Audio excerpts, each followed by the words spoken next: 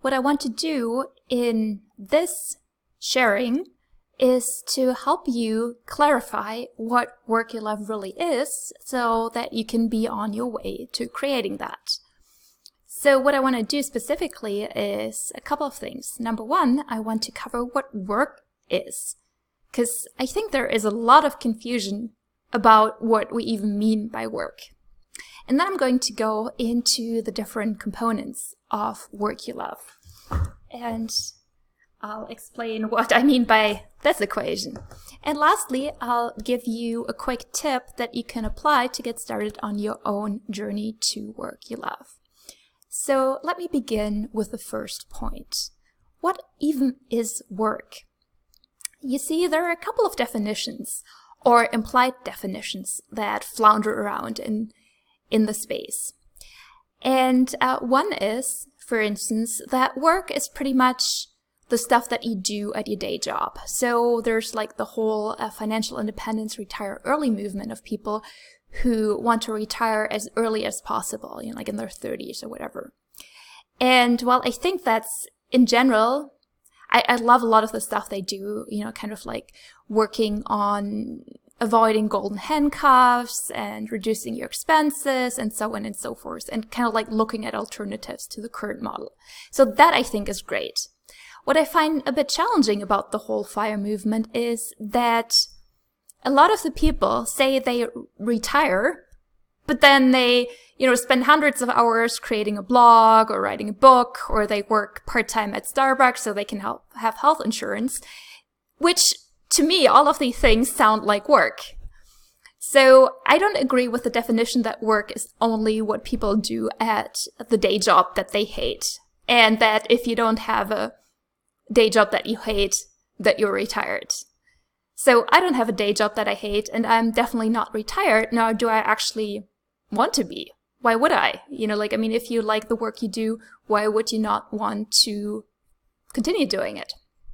Number two, this is, again, about the whole topic of work being unpleasant, and it's basically only calling stuff as work that you don't like to do.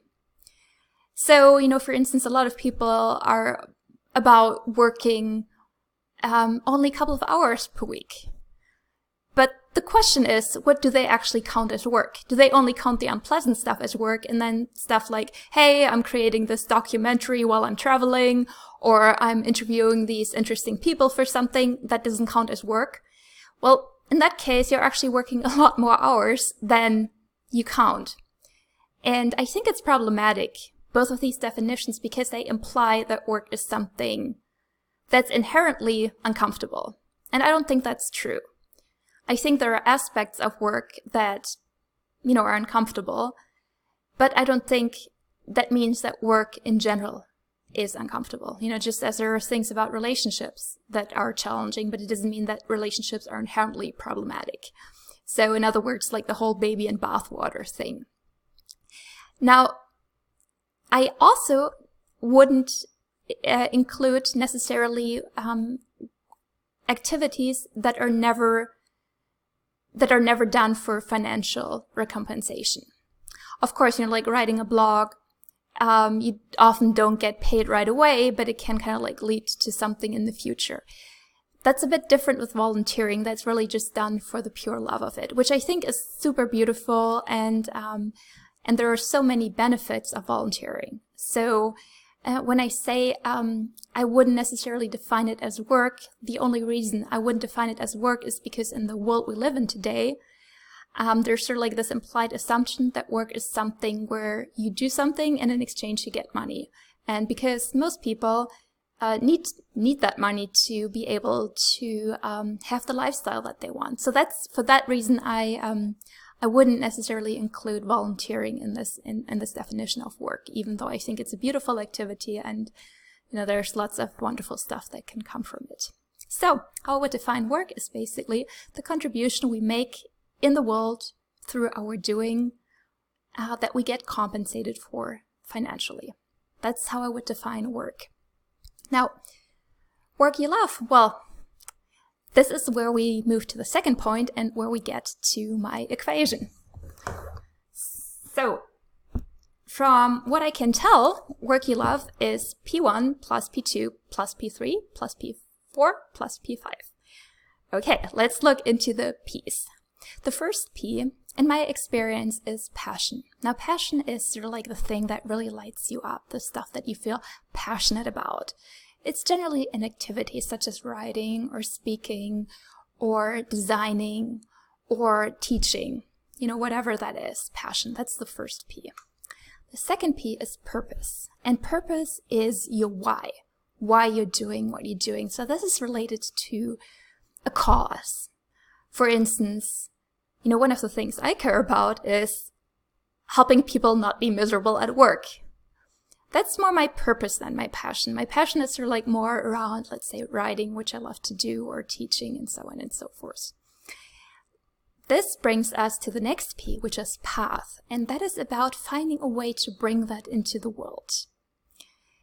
You know, if you, for instance, love writing and you care about creating a great world, I don't know, for animals, so you write all these articles about, you know, veganism, animal rights, but you never share it with anyone, well, you don't have the third P in place, which is really about finding a way to bring that into the world, to share it.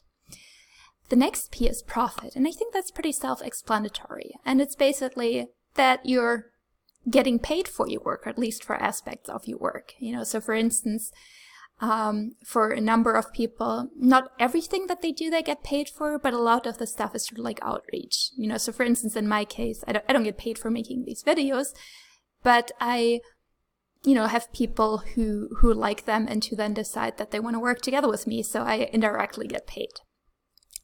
And the last point is actually people. So you could have the most awesome work that you have, but if the people make you miserable, you're probably not going to love it and you're not going to be happy. So that's it. Those are the 5 P's. It's passion, purpose, path, profit, and people. Now you may be wondering, how far along are you when it comes to that equation? You know, like how many of these P's have you nailed down? Now, if you're wondering how far along you are and which ones you already have, I would suggest that you simply begin with the first P, passion. And that is because passion is often relatively easy to identify. At least once you start to ask different questions. Asking what's my passion often doesn't yield results, but when you phrase that question differently and ask things like, what lights me up? What excites me? What feels like play? What makes me forget time? That can really help you get clear on your passions pretty quickly.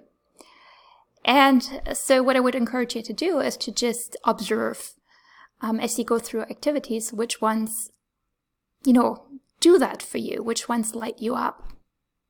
And then once you're clearer on your passions, you can see that you're gradually adding the other P's into the process as well. And that's how you eventually manage to create work you love. Now, if you found this interesting and would like to hear more about my own journey to having work I love, just click on the video and I will see you there and I'll share a bit more about myself.